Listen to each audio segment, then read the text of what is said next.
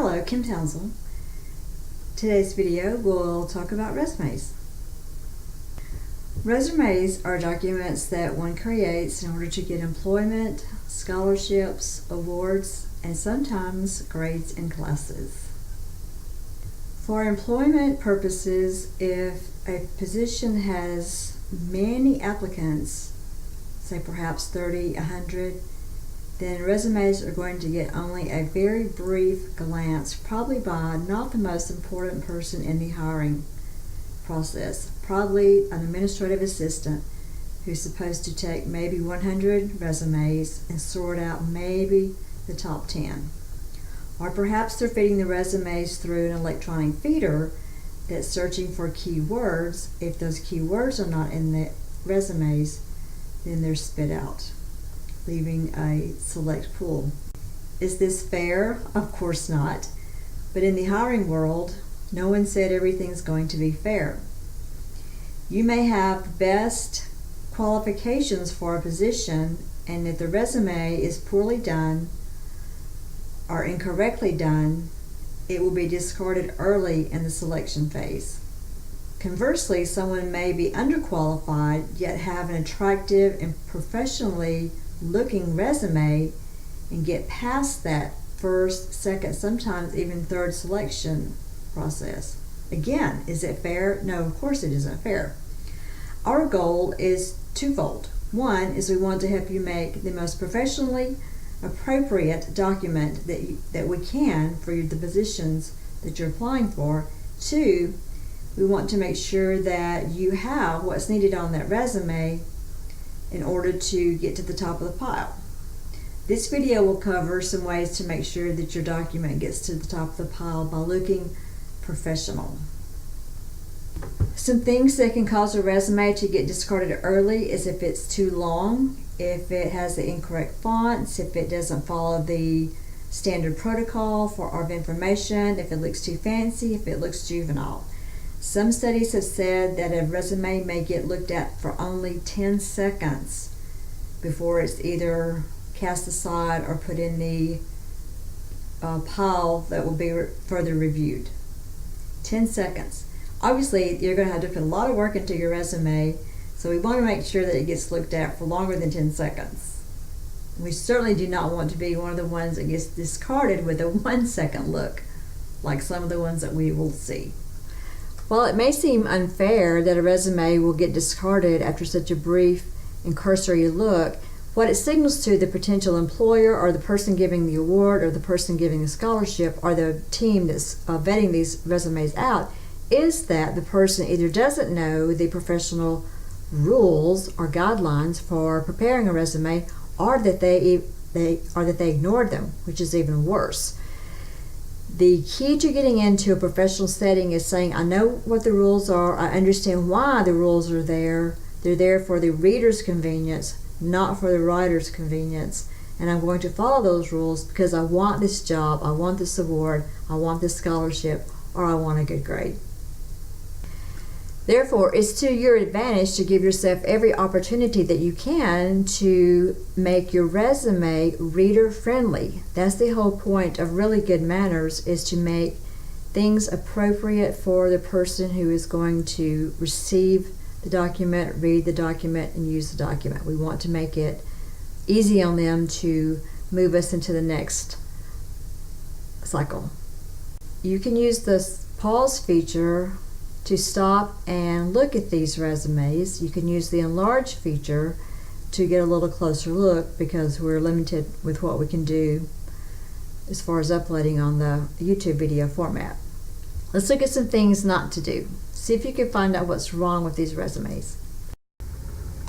Here's the first resume. I will show you 3 resumes for this section.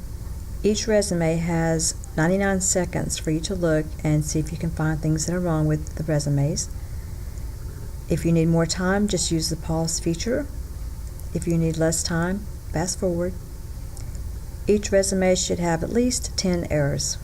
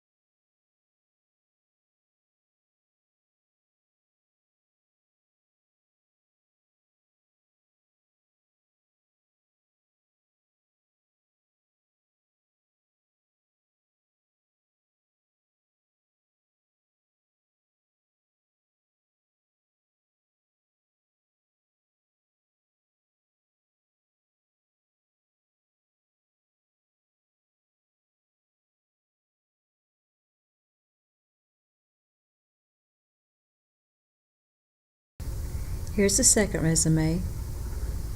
See if you can find errors in this one. Again, 99 seconds.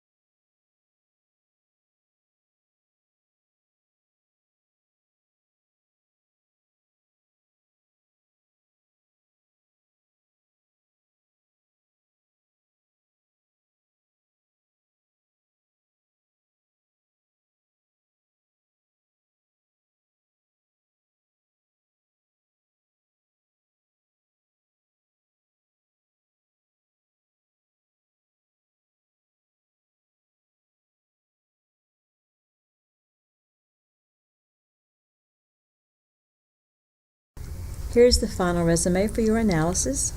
Again, 99 seconds for you to find the mistakes.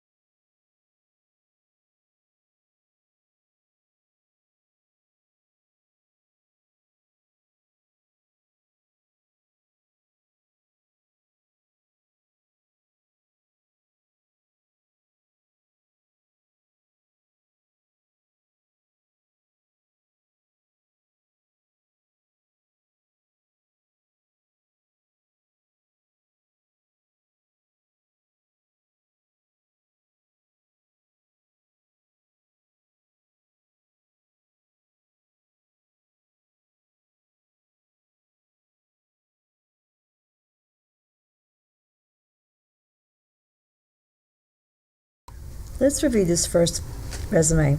Obviously, no pink paper. We don't need the word resume at the top. We do not need to include a photo. Additionally, we do not need to put all of the font in bold. That doesn't make anything stand out. It just makes it difficult to read.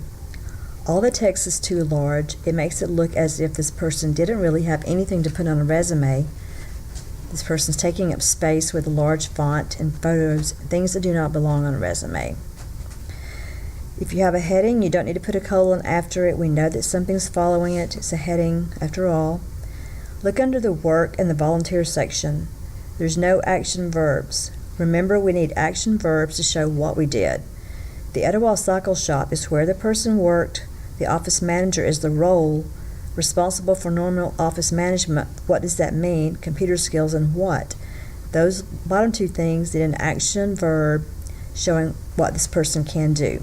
Same thing under the volunteer section.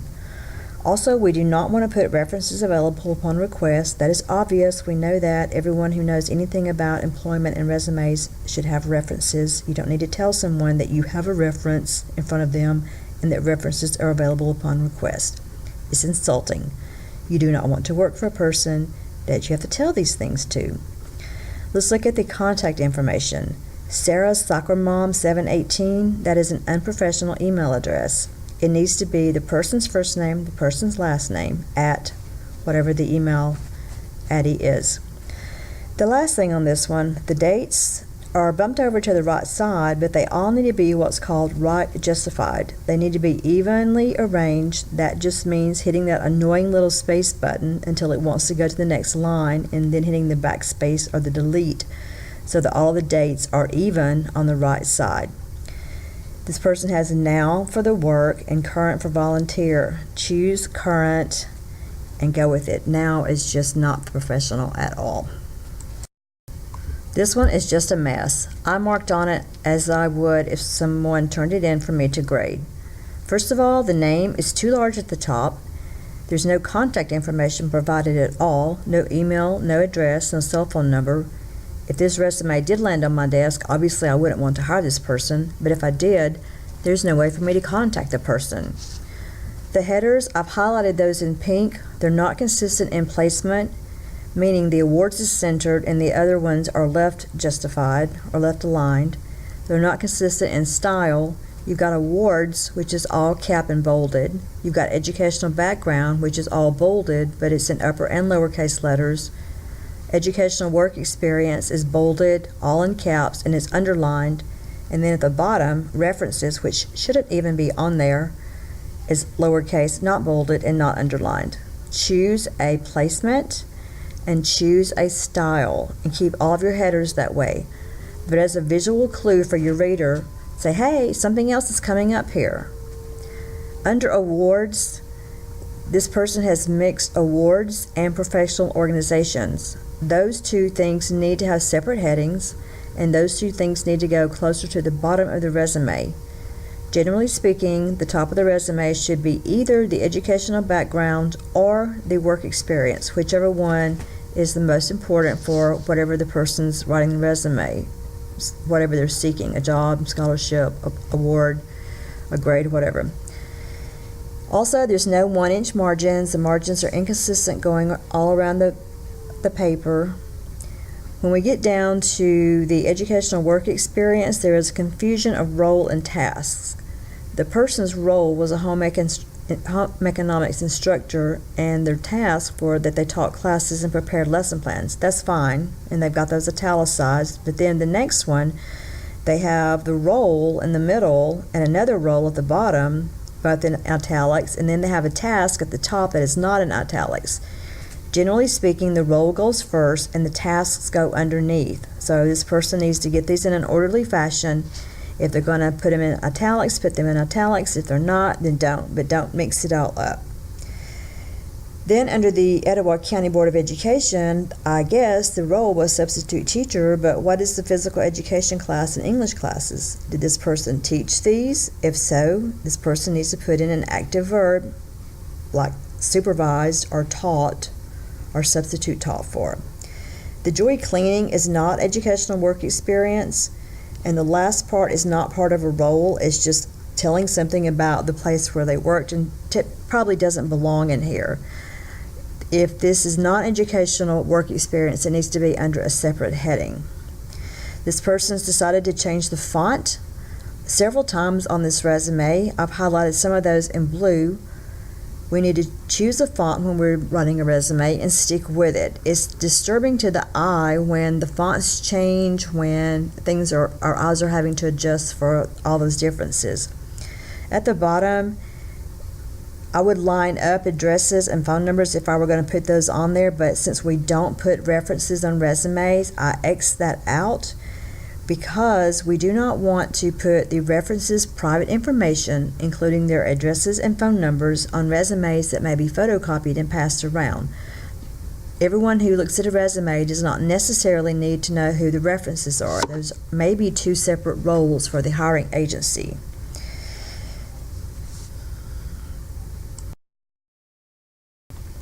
Let's look at the third one. I used a highlighter to draw attention to some of the points, but let's get started at the top.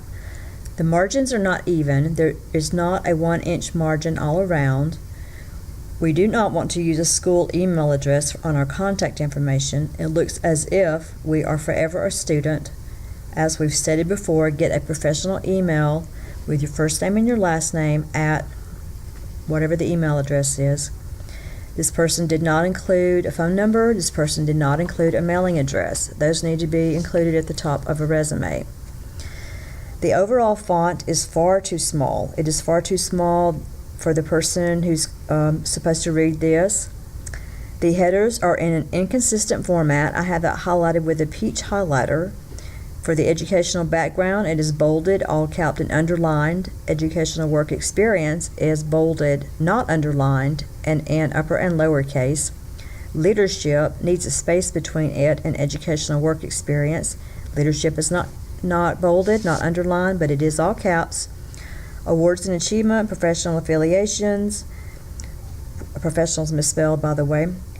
Volunteer work and community service needs space in between there. I see some more misspellings at the bottom of this. And under career skills, lots of misspelled words. So obviously this person is not an excellent communicator. I didn't even mark all the misspelled words. The spacing is not consistent between the sections. I put a green mark where additional space needs to be. We want to make sure that each section has the same amount of space in between it. Looking at the pink box, the bullets are not in consistent format. Under educational work experience, the first one is bumped over too far to the right, and the rest are lined up pretty evenly.